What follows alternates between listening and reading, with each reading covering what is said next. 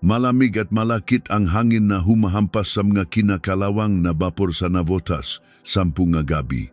Walang ibang maririnig kundi ang walang awang pagampas ng itim na alon sa mga sirang bakal at ang paos na tahol ng nga asong gala sa dikalayuan. Ngunit para kay Kapitan Arturo Reyes, isang veteranong investigador na 3 dekada nang nakikipagtitigan sa mukhang kamatayan, ang gabing ito ay may dalang ibang uri ng kilabot. Sa harap niya, sa loop ng pinagtakpi-takping dingding ng isang inabandonang barkong pangkargamento, nakatago ang isang bagay na 10 taon nang inilibing ng kasinungalingan. Isang lumang polis radio, balot ng makapal at maruming plastik, kinain ng kalawang ang gilid, ngunit buo pa rin ang anyo. Nang hawakan iyon ni Arturo, tila huminto ang pag-ikot ng mundo. Bumalik ang lahat. 10 taon na ang nakararaan, isang malamig din na gabi sa kahabaan ng Manila Bay. 2 batang pulis, matalik na magkaibigan, ang lumabas para magpatrol sakay ng patrol car numero 100. Si Maya, 26 anyos, isang babaeng punong pangarap ngunit unti-unting nilulunot ng patong-patong na utang ang kanyang pamilya. At si Elena, ang anak ng isang napaka-impluensyang general ng pulisya, isang babaeng ipinanganak na may gintong kutsara sa bibig, ngunit palaging nakakaramdam ng inggit sa likas na galing ni Maya. Nang sumikat ang araw kinabukasan pagkatapos ng kanilang patrol, tanging si Elena lang ang bumalik sa presinto, walang bakas ni Maya. Ang tanging kwento na pinaniwalaan ng batas ay ang salita ni Elena habang lumuluha sa harap ng investigador, tumakbo raw si Maya palayo. Nilamon ng takot dahil tinutugis na siya ng mga sindikatong pinagkakautangan ng kanyang ama. Sa isang panahong wala pang dashcam at mahina pa ang pagtrase sa mga cellphone, ang salita ng nagisang saksi ay naging batas. Si Maya ay idineklarang isang duwag, isang traidor sa uniforme na mas piniling tumakbo kaysa harapin ang kanyang bananagutan. Iyon ang kwentong sa pilitang ipinabasa sa lahat. Iyon ang kasinungalingang tinakpan ng lumilipas na panahon. Hanggang ngayon, kinabukasan, sa loop ng malamig at tahimik na opisina ng crime lab ng punong tanggapan, nanginginig ang kamay ni Arturo habang inilalagay ang headphone sa kanyang tainga. Nasa harap niya si Dr. Ignacio, ang pinakamagaling na forensic expert NG, departamento na walang kurap na nakatingin sa monitor, NG, computer. Na-restore namin ang isang napakalit na bahaging na audio mula sa memory chip na nasa loop ng radio. Kapitan, basak ni Dr. Ignacio sa nakabibinging katahimikan. Dahil sa makapal na plastik na protektahan ang chip mula sa tubig alat, may 2 boses kaming nakuha. Pumikit si Arturo. Ikinuyom niya ang kanyang kamao hanggang sa pumuti ang kanyang buko. Sa gitna ng maingay na static at garalgal na tunong ng hangin, narinig niya ang isang nakakabinging tili, isang pamilyar na boses na punong-puno na desperasyon, galit at takot. Boses ni Maya, bakit mo ginagawa sa akin to? Ito na lang ang pag-asa ko para makalaya kami.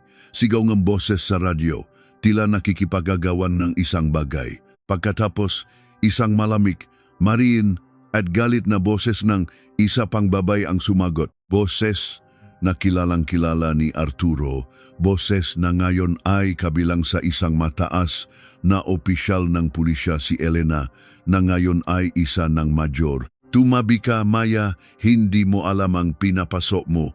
Huwag mo nang ituloy ito kung ayaw mong matapos ang buhay mo. Isang malakas na kalabok ang sumunod. Isang tunok ng mabigat na bakal na humampas sa laman, isang mahinang daing, at pagkatapos ay nakakabinging katahimikan. Nanlamig ang buong katawan ni Arturo. Ang kasong ibinaon sa limot bilang isang simpleng pagtakas sa utang ay isa palang karumal-dumal na pagpatay.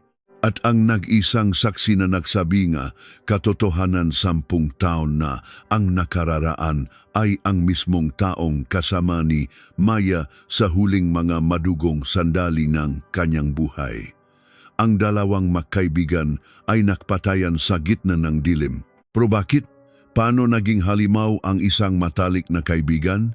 Ano ang hawak ni Maya na napakahalaga upang kitilin ang kanyang buhay? Bumalik si Arturo sa archive room na matatakpuan sa basement ng presinto. Amoy ng inaamag na papel at alikabok ang bumalot sa kanya habang binubuksan ang lumang kahon mula noong taong 2016. Kinuha niya ang isang lumang VHS tape, ang recorded video ng salaysay ni Elena noong araw na nawala si Maya. Ipinasok niya ito sa player at pinanood ang lumang footage. Sa screen, makikita ang isang batang Elena na kaupo ng tuwid. Walang emosyon ang mga mata habang sumasagot sa mga tanong. Tumakbo siya papunta sa madilim na bahaging ng baybayin. Wala na akong nagawa, sabi ni Elena sa video. Ngunit ngayon, sa matalas na paningin ni Arturo, napansin niya ang maliliit na detalye. Ang pagigpit ng hawa ni Elena sa kanyang palda, ang panginginig ng kanyang ibabang labi, ang panakanakang pagiwas ng kanyang tingin. Hindi iyon mukha ng isang kaibigang nakdadalam hati. Iyon ay mukha ng isang taong pilit pinapakalma ang sarili matapos gumawa ng isang kahindik-hindik na krimen. Habang masusing pinag-aralan ni Arturo ang mga pahina ng lumang report, isang detalye ang biglang umagaw sa kanyang atensyon. Isang patlang sa oras ng pagpapatrol. Isang buong 30 minuto kung saan walang radio contact mula sa patrol car nina Elena at Maya. 30 minuto kung saan maaring nangyari ang krimen, ang pagtatagong ng bangkay at ang paggawa ng isang perpektong kwento ng kasinungalingan. Hindi makatulog si Arturo ng gabing iyon. Sinimulan niyang hukayin ang malumang bank records at phone logs na noong una ay binalewala ng mga imbestiga dahil sa kawalan ng warrant. Ngayon, bilang kapitan ng Cold Case Division, may kapangyarihan siyang buksan muli ang manakasarang pinto. Kinabukasan ng hapon, dumating ang isang ulat mula sa bangko na nagpatigil sa pag-ikot ng mundo ni Arturo. Isang sikretong account na nakapangalan sa yumaong ina ni Maya ang natuklasan.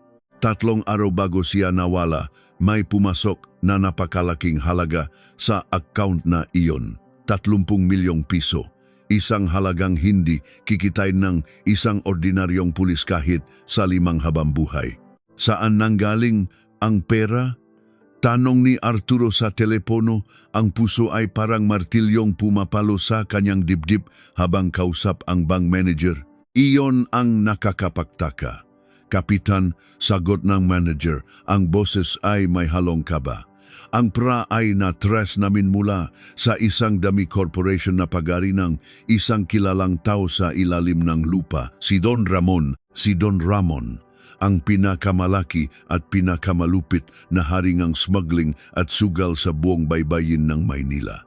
Isang taong hindi kailanman mahuli-huling ang batas dahil palaging may nakaharang na malalakas na opisyal. Pero kapitan, may isa pang mas nakakagulat. Patuloyin bang manager? Ang prang ito ay agad na inilabas kinabukasan bilang cash at ang taong nag-authorize sa bangko para payagan ang ganitong kalaking withdrawal mula sa kabilang branch ay isang account na nakaling sa isang kumpanya na pag-ari ng kapatid ni General Santos, ang ama ni Elena. Nabitawan ni Arturo ang hawak niyang bolpen. Ang general, ang mismong pinuno ng kapulisan noong panahong iyon, unti-unting nabubuo ang isang nakapangingilabot na larawan sa isip ni Arturo. Ang malaking halagang ito ay hindi pautang, ito ay suhol. Isang maruming pera para sa promosyon at proteksyon. At si Maya, sa kanyang labis na desperasyon na iahon ang pamilya sa kahirapan, ay nakatuklas ng ebidensya laban sa amang ng kanyang matalik na kaibigan. Ginamit ba ni Maya ang impormasyong ito para manggikil sa sindikato at sa general? Kung hawak ni Maya ang maruming sikreto ng general at kasama niya si Elena sa patrol car ng gabing iyon, sino ang nagumpisa ng kaguluhan? Tumawag ba si Elena sa general? O mas malala, nakipagsabwatan ba ang matalik na kaibigan sa mismong sindikato para patahimikin ang taong banta sa kapangyarihan ng kanyang pamilya?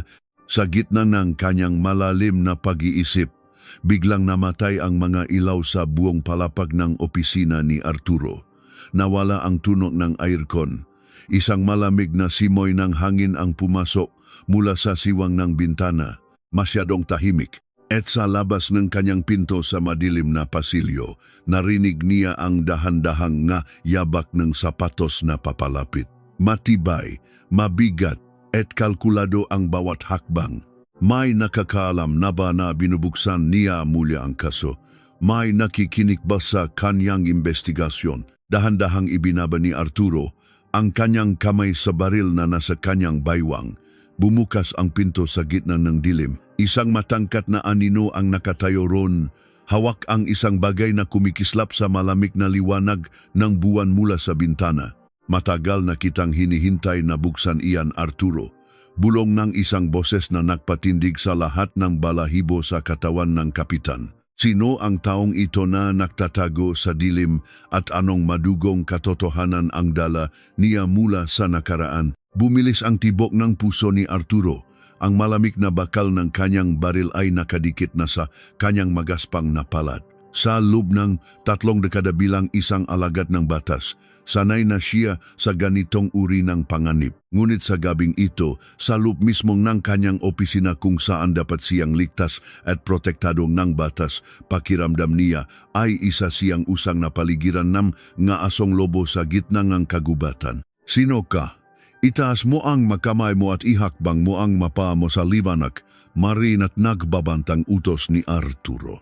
Ang kanyang tinig ay hindi nakpapakita ng anumang takot o pangamba, ngunit ang kanyang isipan ay mabilis na nag-isip ng mga paraan upang makaligtas sakaling mauwi sa madugong barilan ang takpong ito. Isang mapait at mabigat na tawa ang umaling-aungaw sa madilim na pasilyo.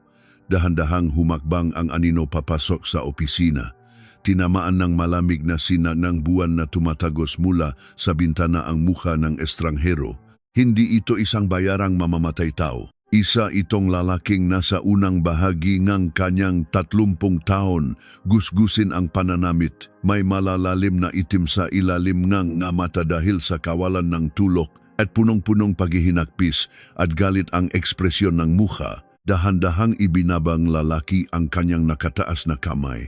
Ang bagay na kumikislap kanina sa dilim ay hindi pala isang patalim o baril. Isa itong lumang plaka ng pulisya na yari sa tanso at pilak, ang mismong plaka na binibigay sa mga bagong sumpa sa serbisyo. Matagal kitang hinintay na buksan ang kasong ito, Kapitan Arturo, sabing lalaki. Ang boses ay nanginginig dahil sa nag-umapaw na emosyon. 10 taon akong naghintay na may isang matapang na pulis na maglakas loob na labanan si General Santos at hukayin ang mga kalansay na ibinaon nila. Kumunot ang noo ni Arturo.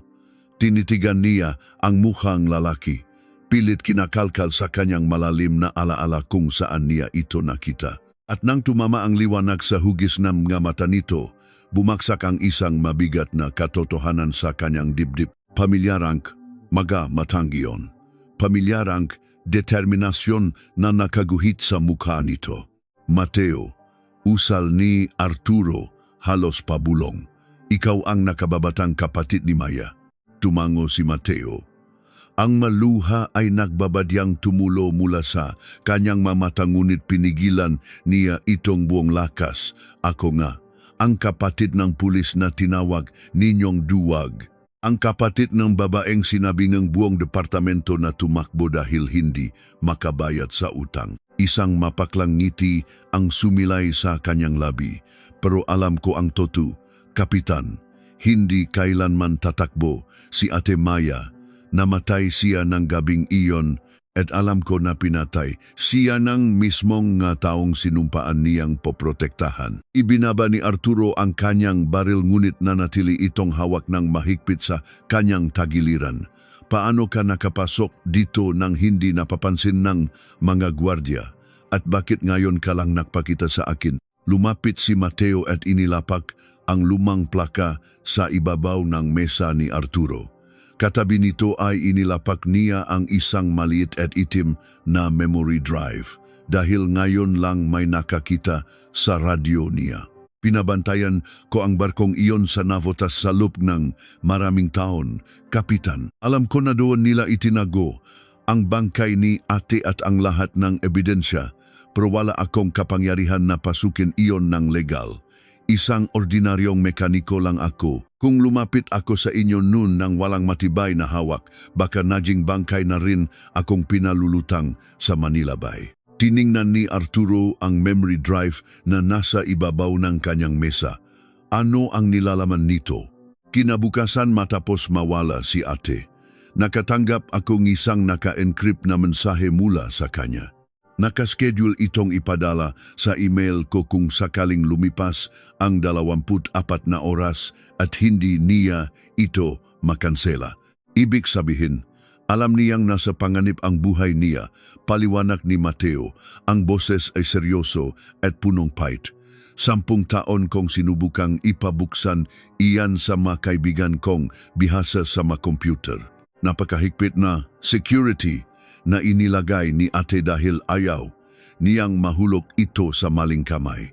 Pero nung isang linggo, nabuksan na rin namin ang isang bahagi ng file. Habang nag-usap sila, narinig ni Arturo ang matinis na tunog ng ngagulong ng sasakyan na biglang huminto sa labas ng presinto. Maraming sasakyan. Sumilip siya sa siwang ng bintana at nakita ang 3 itim na sasakyan na walang plaka pumarada sa harap mismong gusali. Mula rito ay mabilis na bumaba ang 6 na kalalakihang nakasuot ng itim na jacket. Kahit madilim, naaninag ni Arturo ang hugis ng nga mahahabang baril na nakasukbit sa kanilang nga balikat. Hindi ito ordinaryong pakawala ng kuryente. Mabilis na sabi ni Arturo, ang kanyang nga mata ay nanlilisik sa galit at kaba. Hinablot niya ang memory drive, ang plaka at ang na-restore na audio file na naglalaman ng huling sigaw ni Maya at isiniksik ito ng maingat sa kanyang bulsa. Sinadya nilang putulin ang kuryente bago sila umatake. May nakakaalam na hawak na natin ang radyo ni Maya at binubuksan ko ang kaso. Matauhan ni Don Ramon, maring sabi ni Mateo na paatras habang nakatingin sa labas. At siguradong kasama diyan ang tiwaling pulis na pinapasweldo ni General Santos. Kapitan, kailangan na nating umalis dito kung gusto pa nating mabuhay. Hindi na nag-aksaya ng panahon si Arturo. Pamilyar siya sa bawat sulok ng lumang presintong ito. Dito na siya tumanda at alam niya ang lihim na daanan na hindi nakarehistro sa nga modernong plano ng gusali. Hinila niya si Mateo patungo sa pinakalikurang bahagi ng archive room kung saan may isang matandang lagusan ng ventilasyon na matagal nang hindi ginagamit na kokonekta pababa sa lumang parking lot sa ilalim ng lupa. Narinig nila ang malalakas na yabag ng mga sapatos na bakalatang marahas na pagwasak ng mga pinto sa itaas na palapag.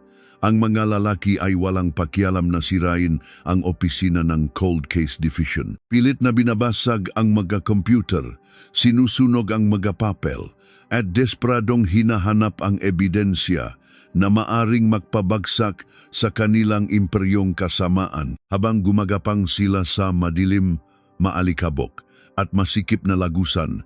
Ramdam ni Arturo ang pabilis ng pabilis na pahinga ni Mateo sa kanyang likuran. Ang amoy ng kalawang at lumang semento ay tila sumasakal sa kanilang mga lamunan. Para kay Arturo, ang misyong ito ay hindi na lamang basta pangkaraniwang trabaho o tungkulin sa batas. Isa itong personal na laban para sa katarungan ng isang kapwa pulis na pinagkalakan at ibinaon sa limot ng mismong institusyong dapat nagtatanggol sa kanya. Nang makarating sila sa malamig at madilim na basement, Mabilis silang sumakay sa lumang sasakyan ni Arturo na nakaparada sa pinakatagong sulok. Pinaandar niya ang makina, nasa kabutihang palad ay hindi lumikha ng malakas na ingay. Lumabas sila ng presinto gamit ang makipot na likurang eskinita, patay ang mga ilaw ng sasakyan, iniwasan ang pangunahing kalsada na tiyak na binabantayan ng mga armadong kalaban. Matapos ang halos 2 oras na maingat na pag-ikot sa mga pasikot-sikot at madidilim na kalsada ng Maynila upang siguraduhing walang anino na nakasunod sa kanila, dumating sila sa isang lumang bahay sa pinakadulo ng Marikina. Isa itong tagong bahay na tanging si Arturo lamang ang nakakaalam. Naiwan kanyang yumaong lolo. Walang koneksyon sa internet, walang telpono, walang anumang makabagong kagamitan na maaring i-trace ng kalaban.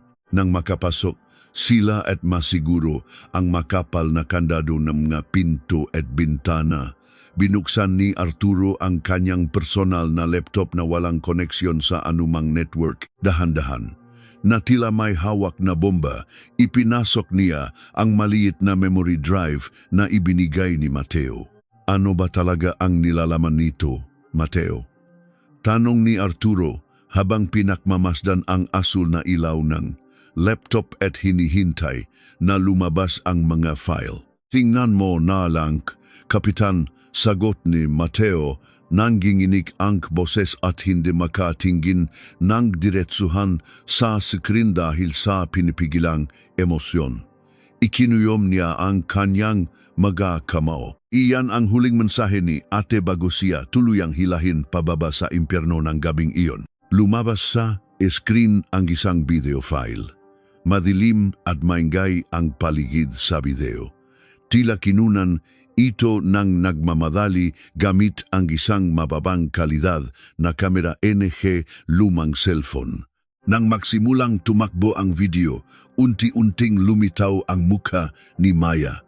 Natihilan si Arturo at tila tumihilang pagikot NG mundo. Ang Maya sa video ay duwan at hirap na hirap huminga.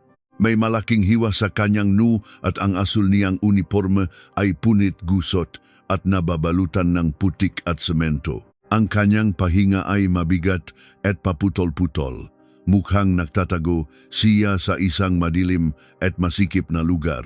Marahil ay sa loob mismo ng inabandonang barko bago siya tuluyang bawian ng buhay. Kung pinapanood niyo ito, ibig sabihin ay patay na ako. Panimula ni Maya sa video, ang boses ay pabulong ngunit umaalingaw-ngaw ang matinding takot at pihati. Ang buong sistema ay bulo. Wala kayong mapagkakatiwalaan. Si General Santos, si Kes at si Don Ramon. Sila ay isa. Ginagamit nila ang mga patrol units natin bilang mga tagapagdala ang droga sa buong baybayin ng lungsod. Nadiskubre ko ang kanilang ledger, ang librong lahat ng kanilang maruming transaksyon, mapangalan ng mataas na pulis, politiko at huwes na hawak nila sa lig. Napalunok si Arturo, nakaramdam ng matinding pakauhaw, isang listahan ng buong sindikato. Ito ang sagradong dokumento na magpapabagsak sa pinakamataas na uri ng korupsyon sa bansa. Kinuha ko ang libro, patuloy ni Maya. Ngayon ay walang patit na lumuluha. Ang mga luha ay humahalo sa dugo sa kanyang pisngi. Gusto kong linisin ang pangalan ng tatay ko na ibinaon nila sa utang para pilitin akong sumunod sa mga ipinagagawa nila. Pero nalaman nila na nakuha ko ang pruweba. Ibinaon ko ang orihinal na libro bago ako pumunta sa patrol ngayong gabi. Elena, ang matalik kong kaibigan, ang itinuring kong kapatid. Akala ko tutulungan niya ako, pero ibinenta niya ako. Ibinenta niya ang buhay ko sa sarili niyang ama para makuha ang promosyon at panatilihin ang kapangyarihan nila. Humigbi ng malakas si Maya sa video, isang tunog ng purong pakawasak ng kaluluwa. Nakabaon ang libro sa ilalim ng rebulto ng hell sa lumang sementeryo nang biglang naputol ang pagsasalita ni Maya. Narinig sa video ang nakakakilabot na pagingit ng isang lumang pintuang bakal na pilit binubuksan. Isang malakas at nakakabulag na liwanag mula sa isang flashlight ang direktang tumama sa mukha ni Maya, tinatakpan ang lens ng kamera. Akala mo ba makakapagtago ka sa akin, Maya? Isang malalim, kalmado at napakalamig na boses ng lalaki ang umalingaw-ngaw sa video. Hindi ito sumisigaw, ngunit sapat ang diin nito upang magdala ng kamatayan. Nang marinig ang boses na iyon, tila may yelong isinaksak sa gulugot ni Arturo.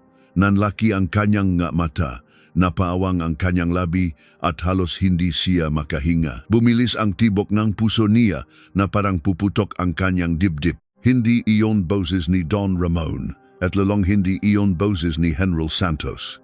Iyon ay ang boses ng lalaking nagsilbing parangama at mentor ni Arturo. Ang lalaking nagturo sa kanya ng lahat ng prinsipyo tungkol sa pagiging isang tapat na alagad ng batas. Ang lalaking nakabit ng unang medalya sa kanyang uniforme at ang kasalukuyang tinitinggalang alkalde ng kanilang lungsod. Bago pa man makapagsalita si Arturo upang iproseso ang labis na pagtataksil na natuklasan niya, biglang nakarinig silang nisang nakabibinging pagsabog mula sa labas ng safe house, sapat upang basagin ang lahat ng salamin sa bintana at yugyugin ang buong pundasyon ng sementong bahay. May nakahanap sa kanila, niyaning napakalakas na pagsabog ang buong paligid. Bago pa man tuluyang mawasak ang mga bintana, mabilis na naihagis ni Arturo ang kanyang sarili patungo kay Mateo upang idagan ang kanyang katawan at protektahan ang binata. Isang nakakabibinging ugong ang pumunit sa katahimikan ng gabi, kasunod ang paglipat ng mga basak na salamin, nagbabagang kahoy at tipa ng semento na tilam nga balang umulan sa loob ng sala. Napuno ng makapal na alikabok at maitim na usok ang buong bahay. Matinding pagubo at habdi sa mata ang unang naramdaman ni Arturo. Basag ang kanyang pandinig.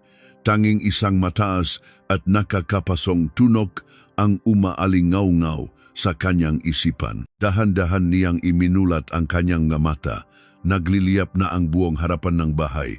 Ang pinto na gawa sa makapal na nara ay naging abo at ang malamig na hangin mula sa labas ay humahalo sa init ng apoy. Kinamapa ni Arturo ang kanyang bulsa.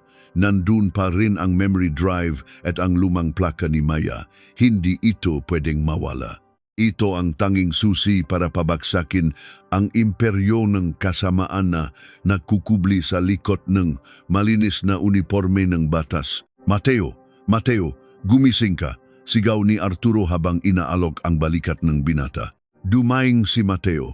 Duguan ang gilid ng kanyang ulo at may malalim na hiwa sa kanyang braso dahil sa tumalsik na salamin, ngunit iminulat niya ang kanyang nga mata. Kapitan, ang laptop. Hirap na hirap niyang bulong. Tiningnan ni Arturo ang mesa. Wasa na ang laptop, nasuno kasama ng iba pang kagamitan. Ngunit hindi na nila kailangan ang video. Narinig na niya ang sapat na katotohanan upang mawasak ang kanyang buong pagkatao at paniniwala. Ang boses na iyon na nagbabanta kay Maya. Ang boses ni Alcalde Vargas, ang lalaking tinitinggala ng buong lungsod, ang taong nagabot sa kanya ng unang medalya ng katapangan, ang itinuring niyang pangalawang ama, iyon pala ang halimaw na nakukubli sa dilim. Wala ng oras para magluksa sa isang basak na tiwala. Narinig ni Arturo ang mabibigat na yabak ng sapatos na papalapit sa nagliliyap na pintuan. Nakita niya ang maanino nung tatlong armadong lalaki na naglalakad sa gitnang usok. Hawak nila ang mga modernong assault rifle na ginagamit lamang ng mga espesyal na unit ng pulisya. Pulis ang kalaban nila, mga tiwaling pulis na handang pumatay ng kapwa alagad ng batas para sa para at kapangyarihan. Hinugot ni Arturo ang kanyang baril. Walang pag-aalinlangan, binaril niya ang unang lalaking pumasok. Tumama ang bala sa dibdib nito, dahilan upang bumagsak ito sa sahig. Gumanti ng putok ang dalawa pang lalaki. Nakliparan ang makabala, bumasak sa mga natitirang dingding at muebles. Dito tayo, sa likod, utos ni Arturo kay Mateo. Habang patuloy sa pagpaputok si Arturo, Upang pigilan ang paglapit ng nga kalaban, ginapang nila ang papuntang kusina kung saan naroon ang isang lihim na pinto palabas sa likurang bahaging ng bakuran. Nang mawasak ni Arturo ang kandadong pinto gamit ang 2 putok ng baril, agad silang lumabas at tumakbo sa gitna ng madilim na kakahuyan na nakapaligid sa safe house. Bumuhos ang malakas na ulan. Ang malamig na tubig ay humampas sa kanilang nga mukha, tila sinusubukang hugasan ang dugo at alikabok sa kanilang nga katawan, ngunit hindi nito kayang hugasan ang galit na nag-umapaw sa puso ni Arturo. Tumakbo sila ng walang lingon-lingon. Nakayuko, iniwasan ang ngasanga ng puno at ang mga putok ng baril na paminsan-minsang humahagupit sa mga dahon malapit sa kanila. Matapos ang halos kalahating oras ng takbuhan sa gitna ng putik at baha, narating nila ang isang abandonadong kalsada sa labas ng Marikina. May nakaparadang isang lumang pampasaherong jeep dun. Ginamit ni Arturo ang kanyang kasanayan upang paandarin ang makina ng walang susi. Umandar ang sasakyan at mabilis silang lumayo sa lugar na iyon. Habang nagmamaneho sa gitna ng walang katapusang buhos ng ulan, nanginginig si Mateo sa lamig at sakit. Tinalian ni Arturo ang sugat ng binata gamit ang pinunit na bahagi ng kanyang sariling polo. Saan tayo pupunta ngayon, Kapitan? Alam na nila na alam natin. Buong puwersa ng pulisya at sindikato ang naghahanap sa atin ngayon. Wala tayong kakampi. Nanginginig na sabi ni Mateo, ang mga mata ay nanlilisik sa halong takot at desperasyon. Isang malamig na kislap ang dumaan sa mga mata ni Arturo. Humigpit ang hawak niya sa manibela hanggang sa pumuti ang kanyang nga buko. May isa pa tayong pupuntahan, Mateo. Ang huling binanggit ng ate mo bago maputol ang video. Ang orihinal na libro. Ang ledger na naglalaman lahat panggalan, transaksyon at ebidensya labang kay Don Ramon, kay General Santos at kay Alcalde Vargas, Pro Kapitan. Buong pulisya ang hawak nila. Kahit makuha natin ang libro, kanino natin ibibigay? Sino ang maniniwala sa atin? Baka patayin lang nila tayo bago pa man tayo makalapit sa media o sa korte. Hindi na ito tungkol sa korte. Mateo, mariin at mabigat na sagot ni Arturo. Ang boses niya ay walang bahit ng pag-alinlangan. Ito ay tungkol sa pagwasak sa kanila mula sa loob. Kung hawak natin ang libro, hawak natin ang nilang lahat. Hindi tayo tatakbo. Gagamitin natin ang sarili nilang magkasalanan laban sa kanila. Dumaan ang mahabang oras ng katahimikan habang binabaktas nila ang madilim at binabahang nga kalsada patungo sa lumang sementeryo na tinukoy ni Maya. Ang lumang sementeryo ng San Lazaro, isa itong abandonadong lugar na hindi na pinaglilibingan, puno naglalakihang, magapuno na balete at magapuntod na binalot na naglumot at damo. 3:00 ng madaling araw nang makarating sila. Ang ulan ay hindi pa rin humuhupa. Kumidlat ng malakas at sa sandaling iyon ng liwanag, nakita nila ang malawak na dagat ng sirang krus at mga estatwa ng mga santo na nawalan na ng ulo o kamay dahil sa paglipas ng panahon. Bumaba sila sa jeep. Basang-basa, pagod at sugatan, naglakad sila sa gitna ng maputik na daan. Ang bawat hakbang ay tila paglakad sa mismong impyerno. Sa ilalim ng rebultong anghel, bulong ni Arturo, pilit inaalala ang sinabi ni Maya sa video. Kailangan nating hanapin ang pinakamalaking estatwang ng anghel. Pumasok sila sa pinakamalalim na bahagi na sementeryo. Sa gitna ng dilim at masukal na damo, nakita nila ang isang matayok na estatwa ng isang anghel na gawa sa itim na bato. Putol ang kanang pakpak nito at ang mukha ay tila umiyak dahil sa tubig-ulan na umaagos mula sa mga mata nito patungo sa pisngi. Ito na iyon, ang huling hantungan ng katotohanan. Lumuhod si Arturo sa putikan.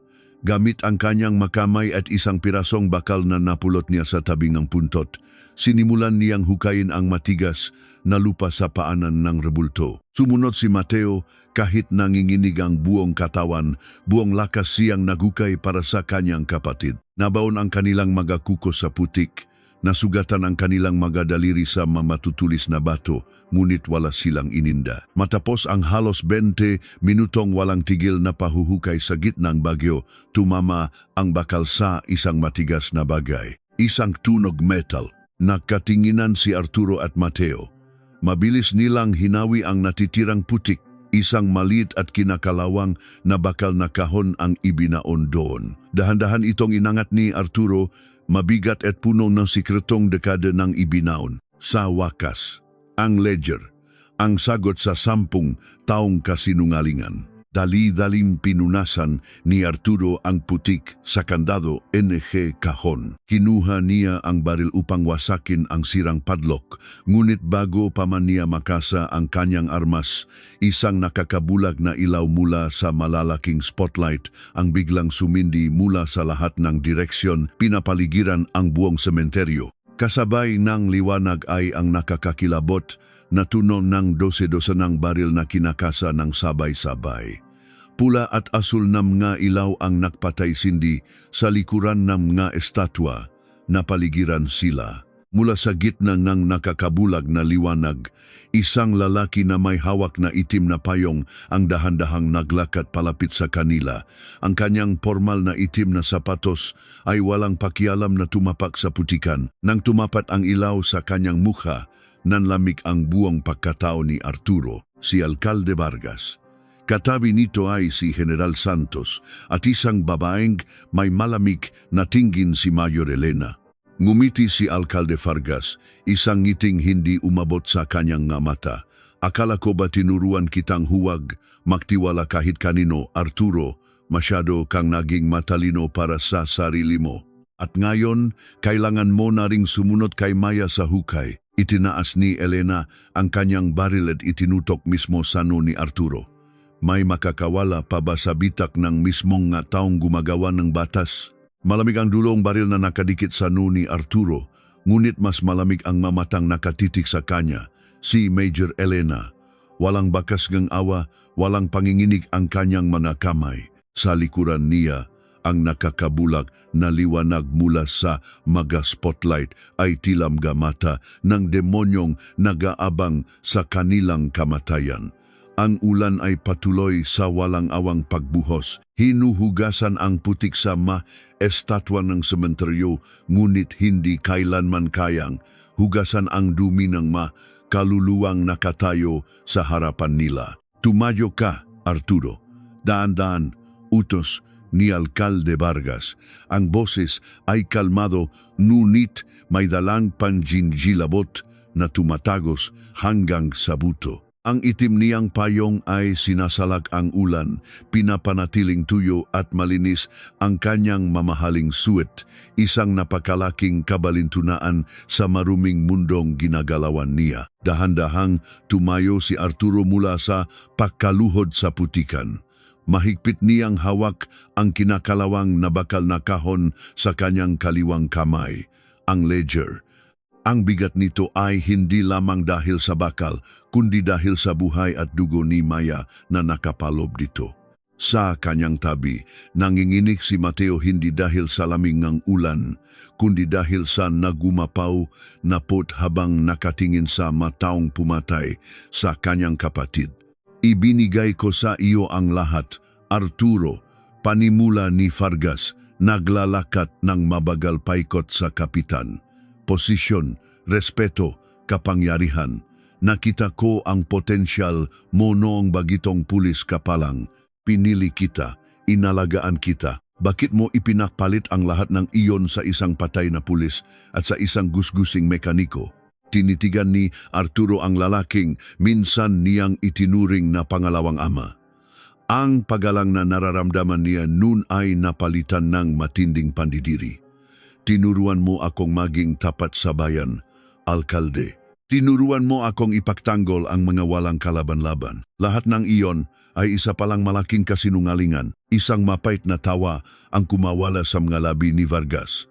Ang katarungan, Arturo, ay isang ilusyon na ginawa para patulugin ng mahimbing ang mga mahihirap at mga mangmang. Walang itim at puti sa mundong ito, puro kulay abo lang. Ang lungsod na ito ay tatakbo lamang ng maayos kung mayroong isang taong kumokontrol sa mga anino. Ako ang nagbibigay ng balanse, kami ang nagbibigay ng balanse. Humakbang paharap si General Santos. Ang mukha ay kunot at walang pasensya. Ikinasa niya ang sarili niyang baril at itinutok kay Mateo. Sobra na ang daldal mo, Vargas. Kunin na natin ang kahon at tapusin ang mabasurang ito. Wala tayong buong gabi. Huwag mong susubukan. General, maring banta ni Arturo, sabay itinaas ang bakal na kahon sa ibabaw ng isang malaking bitak sa lupa kung saan umaagos ang malakas at malalim na tubig baha patungo sa imburnal ng sementeryo. Isang kalabit niyo lang sa gatilyo, ihuhulok ko ito, kukunin ng rumaragasang baha ang ledger ninyo at dadalhin sa pinakamalalim na bahagi ng Manila Bay. Bago niyo pa man ito mahanap, kalat na ang kopya nito. Natigilan si General Santos. Ang pananakot ni Arturo ay gumana. Ang kahon na iyon ang hawak sa lig nilang lahat. Sa sandaling iyon ng pag-aalinlangan, hindi na napigilan ni Mateo ang sumabog. Ang kanyang nga mata ay nagapoy sa galit habang nakatingin ng direkta kay Elena. Ikaw, sigaw ni Mateo, ang tinig ay pumunit sa ugong ng bagyo. Ikaw ang pumatay kay ate, pinakain ka niya sa bahay namin noong mapanahong itinakwil kang mismong amang nasa tabi mo ngayon. Kinain kayo sa iisang pinggan, tinawag mo siyang kapatid. Tapos ano, ibinenta mo siya para sa mga palamuting nakasabit sa dibdib mo. Bahagyang nangini ang kamay ni Elena. Isang napakanipis na bita sa kanyang perpektong maskara ng kawalang emosyon. Lumunok siya ng malalim. Pilit na pinapanatiling matigas ang kanyang ekspresyon. Napansin ito ni Arturo, isa itong maliit na siwang na pwede niyang gamitin upang wasakin ang alyansa ng mga demonyo mula sa loop. Narinig ko ang audio sa radyo. Elena, seryoso ngunit mapanuksong sabi ni Arturo, hindi inilalayo ang tingin sa mga mata ng babaeng pulis. Narinig ko ang pagmamakaawa mo bago mamatay si Maya. Hindi mo siya gustong patayin. Sinubukan mo siyang pigilan, hindi ba? Pero ang mga halimaw na nasa likod mo ang nagdikta sa kapalaran ninyong dalawa. At hanggang ngayon, Elena, hanggang ngayon ay aso ka pa rin nilang sunod-sunuran. Manahimik ka, sigaw ni Elena, mas diniinan ang baril sa no ni Arturo. Ngunit ang kanyang boses ay may halong panginginig. Ang kanyang mamata ay tila naghahanap ng takas sa sarili niyang konsensya. Huwag mo siyang pakinggan, Elena. Tapusin mo na iyan, malamig na utos ni General Santos sa sariling anak. Walang pagmamahal, tila isang amo na nag-utos sa kanyang tuta. Ngumiti si Arturo, isang ngiting nagpapahiwatig, na alam niya ang isang madilim na sikreto. Tumingin siya kay General Santos, pagkatapos ay kay Alcalde Vargas. Alam mo ba, General, kung bakit buong-buo ang tiwala sa iyo ni Alcalde? Tanong ni Arturo. Pinapalakas ang boses upang marinig ng lahat ng armadong tauhan sa paligid dahil madali kang paikutin. Bago pumunta rito, nabuksan ko na ang sirang padlock ng kahon na ito. Nabasa ko ang unang pahina. Nagsinungaling si Arturo. Hindi pa niya nabubuksan ang kahon, ngunit ang bawat salita niya ay kalkulado upang magtanim ng pagdududa. Kumunot ang nu ni General Santos. Ano ang ibig mong sabihin? Nakita ko ang mga transaksyon. General, patuloy ni Arturo, ang mga mata ay nanlilisik ng may matinding kumpiyansa. Akala mo ba pantay ang hatian ninyo ni Don Ramon? Akala mo ba tapat sa iyo si Alcalde? Nakapanggalan sa asaba mo ang mga dummy accounts na ginagamit para ilaunder ang pera palabas ng bansa. Kapag bumaksak ang sindikatong ito, kayo ngang pamilya mo ang unang isusubo ni Alcalde sa kulungan habang siya ay nahuhugas kamay papunta sa Senado. Napalingon si General Santos kay Alcalde Vargas. Ang mata ng General ay nanlaki sa halo-halong galit at pagtataka. Totoo ba ito, Vargas? Ginamit mo ang pangalan ng asawa ko nang wala akong kaalam-alam. Nawala ang kalmadong ngiti ni Alkalde Vargas. Ang kanyang muka ay nakdilim. Huwag kang magpapadala sa lason ng matandang iyan. General, desperado na siya kaya gumagawa siya nga kwento. Barilin mo na siya, Elena. Ngayon na, ngunit ibinaba ni General Santos ang kanyang baril na nakatutok kay Mateo at hinarap si Alkalde Vargas. Sumagot ka muna, Vargas. Matagal na akong may hinala na ginugulangan mo kami sa porsyento. Pero ang idamay ang asawa ko bilang fall guy. Sinasabi ko sa iyo, isa iyang malaking kasinungalingan. Sigaw ni Vargas, nawawalan ng kontrol. Humarap siya sa mga armadong tauhan. Kunin ninyo ang kahon at patayin silang lahat. Sa pagkakataong iyon ng matinding kaguluhan at pagtatalo, nakita ni Mateo ang pagkakataon. Walang pag-aatubili, sumigaw siya ng malakas at mabilis na dumamba patungo kay Elena. Dahil sa gulat, napaatras si Elena. Bago pa man siya makakasa ng baril, nahablot ni Mateo ang kanyang braso, itinutulak ang kamay nito paitaas. Nagagawan sila sa baril. Sinamantala ni Arturo ang komosyon upang sipain ang tuhod ng isang armadong tauhan na susugot sana sa kanya sabay agaw sa hawak nitong rifle. Sa gitna ng ulan, putikan at nakakabulag na liwanag, isang malakas na putok ng baril ang umalingaw-ngaw. Tumigil ang oras. Walang sinuman ang gumalaw. Ang tunog ng ulan lamang ang maririnig. Dahan-dahang bumaksak ang isang katawan sa maputik na lupa. Pulang dugo ang umagos, humahalo sa maruming tubig ng sementeryo. Ngunit hindi si Arturo ang bumaril, hindi rin si Mateo, at lalong hindi si Elena. Nakadilat ang mga mata, nanginginig ang mga labi, nakahandusay sa putikan si General Santos. May malaking butas ng bala sa kanyang dibdib. Lahat ng mata ay lumingon sa direksyon kung saan nanggaling ang putok. Nakatayo doon si Alkalde Vargas.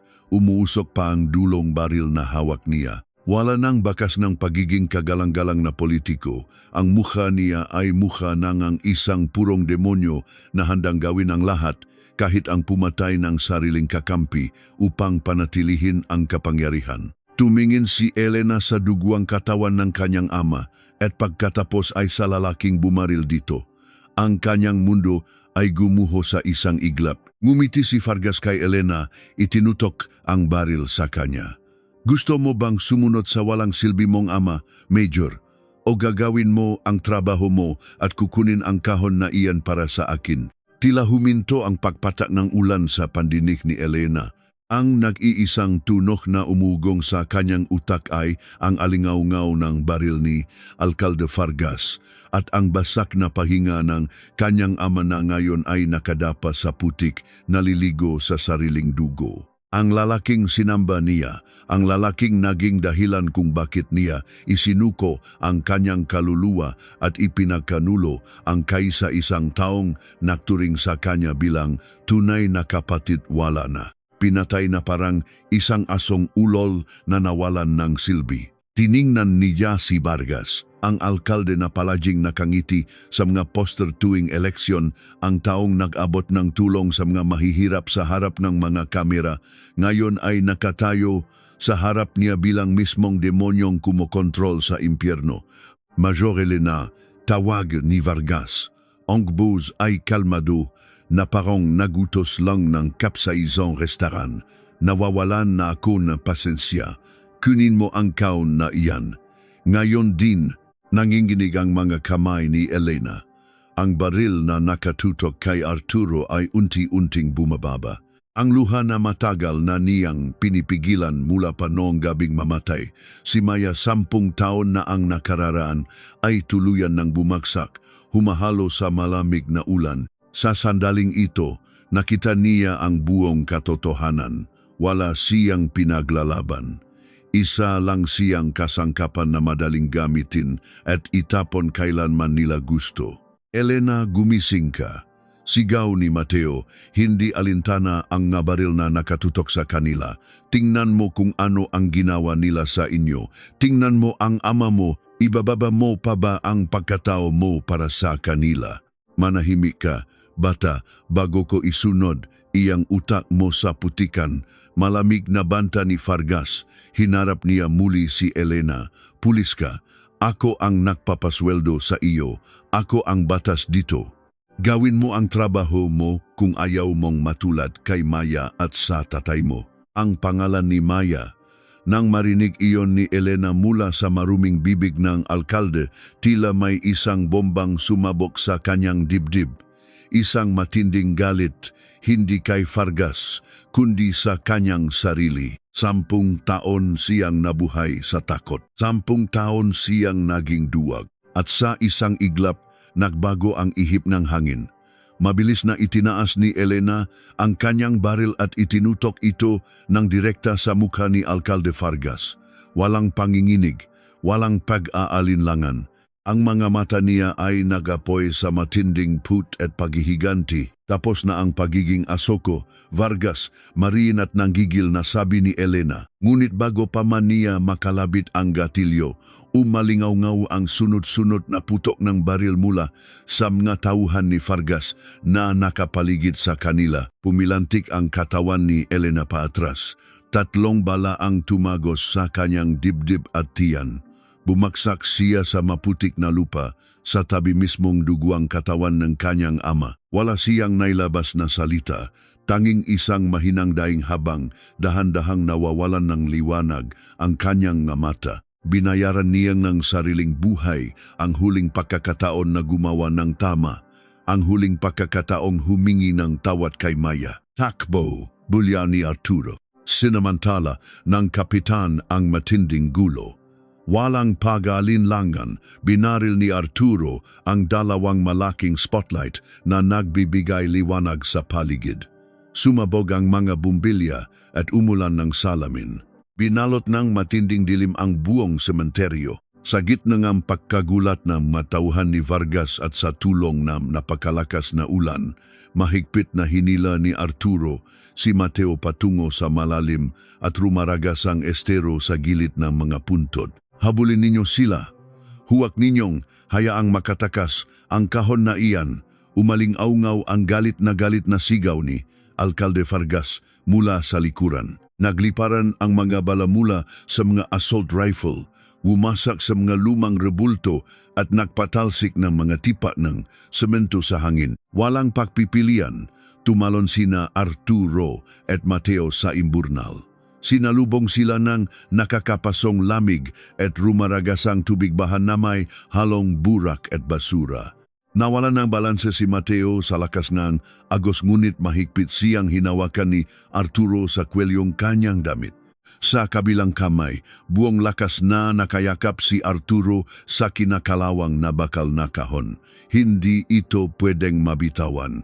Ito na lamang ang natitirang katotohanan. Tinangay sila ng malakas na agos papasok sa isang malaking sementadong tubo sa ilalim ng lupa. Madilim, malamig at nakakabingi ang tunok ng tubig na humahampas sa mga dingding. Nakipagbuno sila sa agos. Pilit na inilalabas ang kanilang maulo upang makahinga. Ilang beses tumama ang balikat at likod ni Arturo sa matitigas na bato.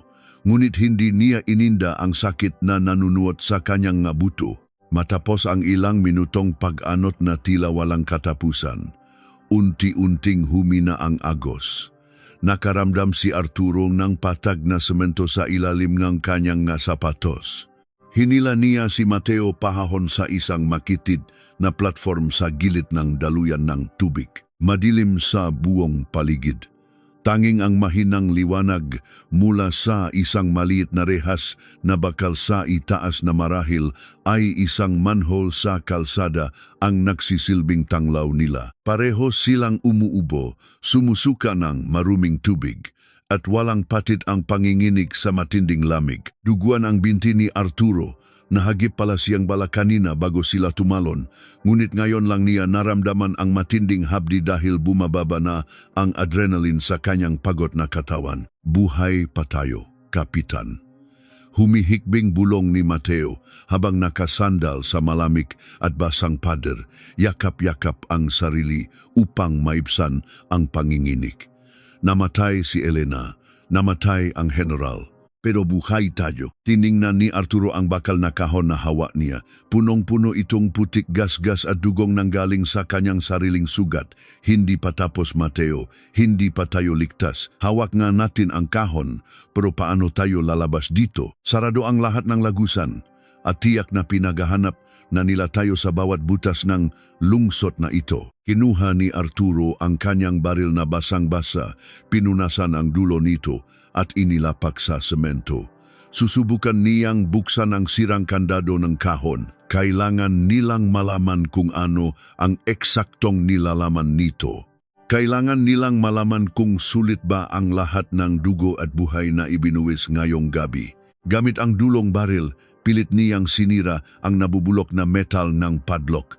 Matapos ang ilang subok ng pagpukpok, umingit ang bakal. Tumunok ito ng malakas at tuluyang bumigay. Nakatinginan ang dalawa, nakabang sa anumang misteryong lilitaw. Sa loob nito, binalot ng makapal at selyadong plastik ay isang lumang notebook na kulay itim. At sa ibabaw nito, may isang maliit na tape recorder at isang susi na may kakaibang hugis. Punitin ni Arturo ang plastik at kinuha ang notebook. Ang nga pahina ay ligtas sa tubig. Binuksan niya ang unang pahina. Nanlaki ang kanyang mata nang makita ang nga pamilyar na pirma. Naruan ang listahan ng mga opisyal ng gobyerno, mga general ng militar at pulisya, mga hukom at mga sikat na negosyante. Nakasulat din ang milyon-milyong halaga ng suhol na tinatanggap nila buwan-buwan mula kay Don Ramon at Alcalde Vargas. Ngunit hindi lang iyon ang nakita niya. May isang lumang manipis na dokumento na nakasiksik sa gitna ng notebook na nakpatigil sa paktibok ng kanyang puso at nakpabago sa lahat ng alam niya. Isang kontrata ng pagbili ng malaking ektarya ng lupa kung saan nakatayo ang inabandonang barko ni Don Ramon. Pinirmahan ito 5 taon bago pa man mamatay si Maya at ang panggalan sa ilalim NG, kontrata na nakipagsabuatan kay Alcalde Vargas at Don Ramon ay ang pangalan ng mismong ama ni Arturo. Ang kanyang sariling ama, ang lalaking kilalang buong bansa bilang isang matapat at bayaning pulis na namatay sa linyang tungkulin, tinuring na idolong lahat, kasabwat sila. Bahagi ng imperyong itong kasamaan ang kanyang sariling dugo at laman. Ibig bang sabihin, ang lahat ng parangal na natanggap ng kanilang pamilya ay nanggaling sa maruming pera. Nabitawan ni Arturo ang notebook. Nanlamig ang buong katawan niya. Mas malamig pa sa rumaragasang tubig baha na nakabalot sa kanya kanina. Tila gumuho ang buong mundo niya at nawasak ang kanyang kaluluwa. Habang nakatulala si Arturo sa kasuklam-suklam na katotohanan na bumasag sa kanyang pagkatao. Biglang narinig nila ang pamilyar at mabibigat na yabak ng sapatos mula sa itaas, mismo sa ibabaw na rehas na bakal kung saan pumapasok ang kaunting liwanag.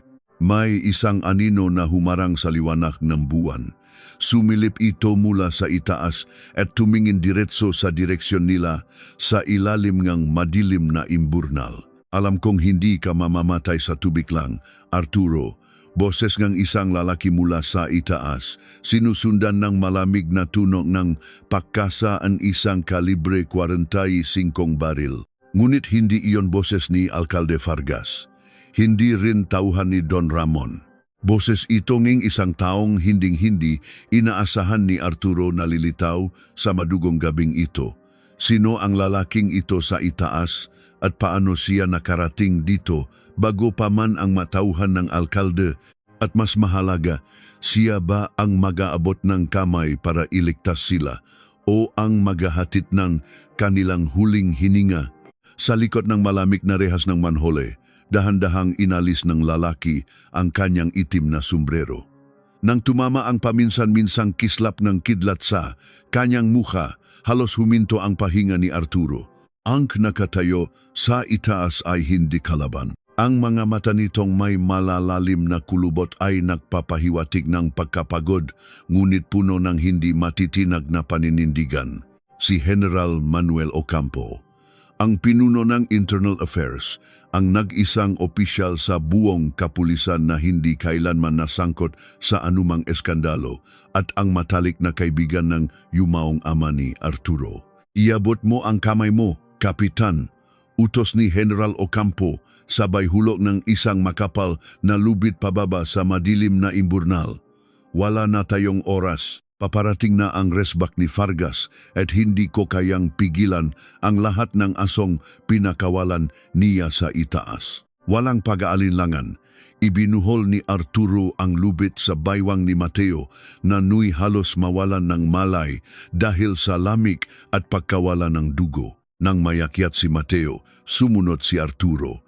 Mahigpit na nakasugbit sa kanyang dibdib ang itim na notebook na naglalaman ng kasumpa-sumpang katotohanan. Nang makarating sila sa ibabaw, sinalubong sila ng malamig na hangin ng madaling araw.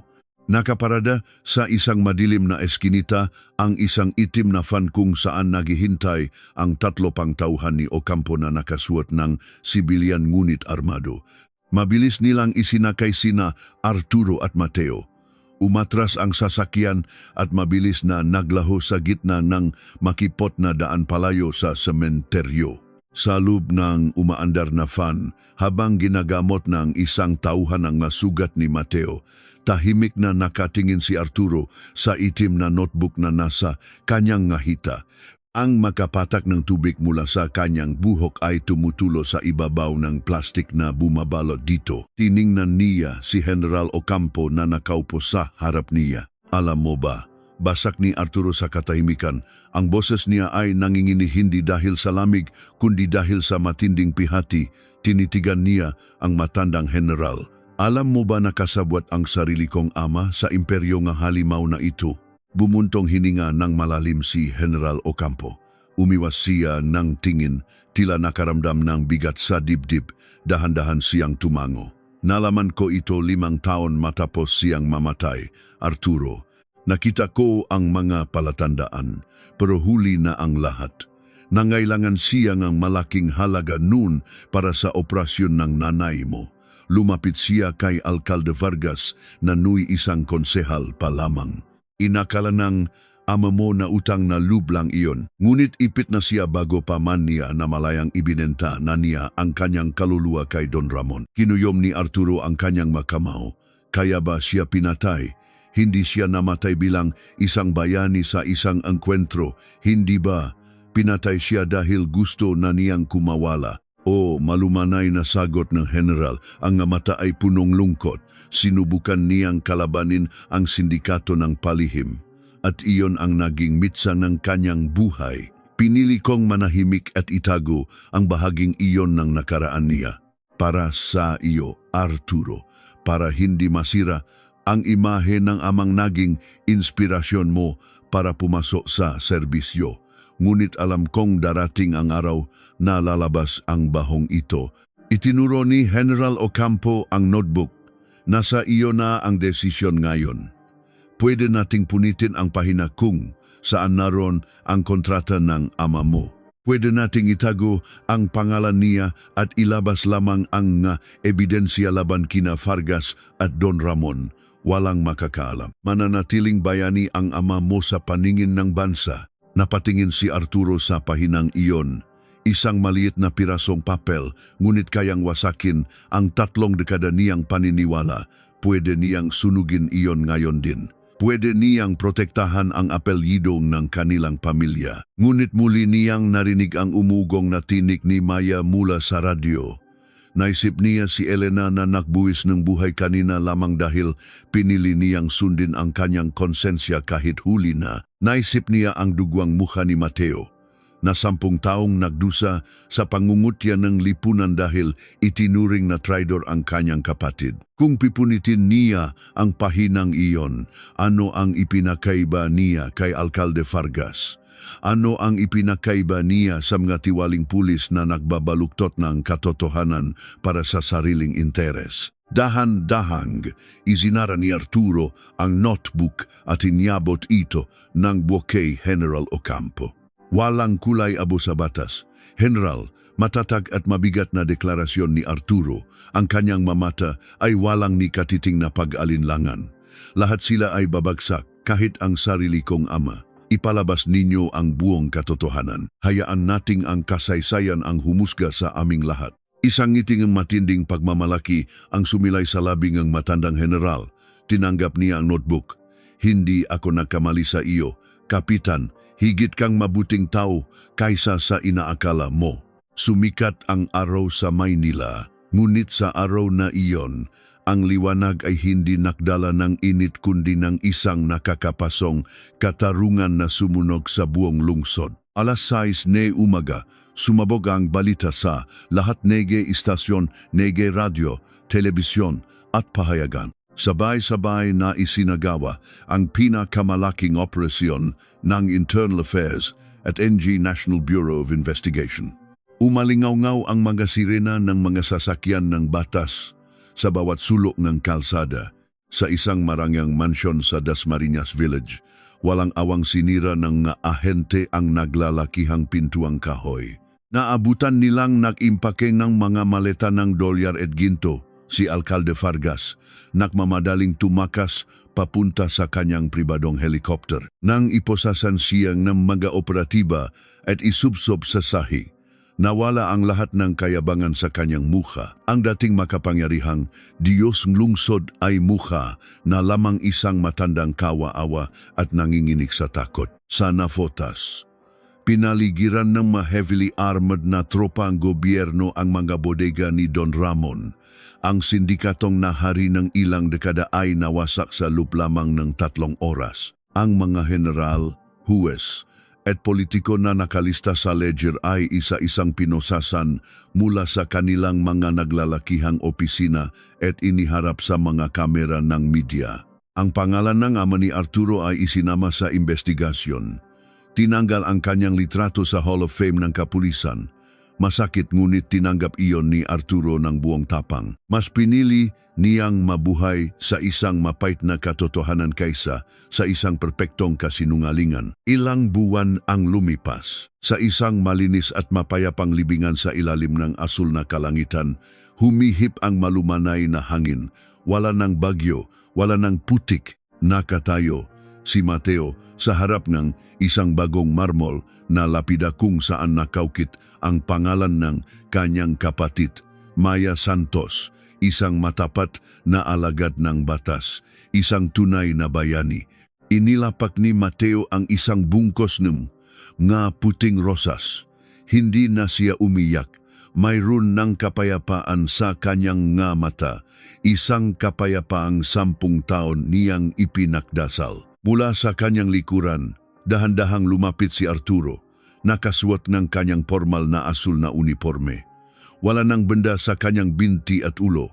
Malinis na muli ang kanyang anyo. Tumabi siya kay Mateo at sumaludo sa puntod ni Maya. Sa dikalayuan, nakita rin niya ang isang simpleng krus na walang bulaklak ang puntot ni Elena. Sa kabilang lahat ng kasalanan nito, tahimik din itong ipinagdasal ni Arturo. Umaasang natakpuan nito ang kapatawaran sa huling sandaling ng buhay nito. Babalik ka na ba sa serbisyo, Kapitan? Tanong ni Mateo. Nakatingin sa kumikislap na plaka sa dibdib ni Arturo. Napabuntong hininga si Arturo habang pinagmamasdan ang tahimik na sementeryo. Sira ang sistema, Mateo. Maraming dapat linisin, maraming sugat ang kailangang gamutin sa institusyong ito. Kung iwan ko sila ngayon, sino ang magpapatuloy ng laban na sinimulan ng ate mo? Ngumiti si Mateo, hinding-hindi siya nakalimot. Salamat, Kapitan. Ibinigay ninyo ang hustisyang ipinagkait sa kanya. Siya ang nagbigay ng hustisya sa sarili niya. Naging tulay lang ako, malumanay na sagot ni Arturo. Lumakat na si Arturo palayo, pabalik sa kanyang sasakyan. Humarap siya sa abalang kalsadang Maynila. Naririnig niya ang busina, ang ingay ngang matao, ang tibok ng isang lungsod na muling nabuhay. Marami pang anino ang nagtatago sa dilim. Maraming lihim ang patuloy na ibabaon ng taong ganit sa kapangyarihan. Ngunit hanggat may mataong handang sumisid sa pinakamalalim, at pinakamaduming bahagi ng katotohanan, hindi kailanman mananalo ang kasamaan. Hinaplos ni Arturo ang kanyang plaka, inayos ang kanyang kwelyo, at humakbang papunta sa liwanag ng araw. Ang laban ay hindi pa tapos, ngunit ngayon, wala na siyang kinatatakutan.